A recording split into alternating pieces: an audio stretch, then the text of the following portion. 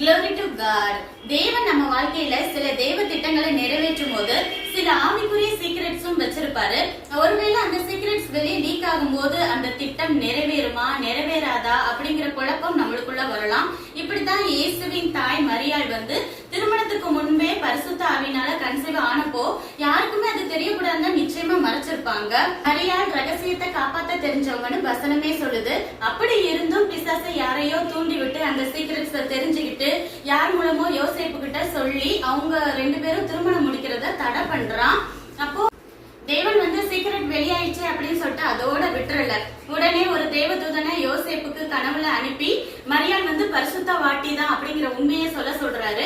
அப்படி சொல்லும் போது கூட உனக்கு நிச்சயம் பண்ண மரியாள்னு சொல்லல, உன்னுடைய மனைவியாகிய மரியாள் தான் சொல்றாரு. அதாவது பரலோகத்துல தேவன் போட்ட திட்டம் போட்டதுதான். அதுக்கு எதிராக நிறைய தடைகள் வரலாம், சீக்ரெட்ஸ் வெளியாகலாம். ஆனாலும் தேவன் போட்ட திட்டத்துக்கு விரோதமா எந்த மனிதர்களாலும் பிசாசாலும் நிரந்தரமா அதை தடுக்க முடியாது அப்படிங்கறத புரிந்து கொள்வோம். நன்றி.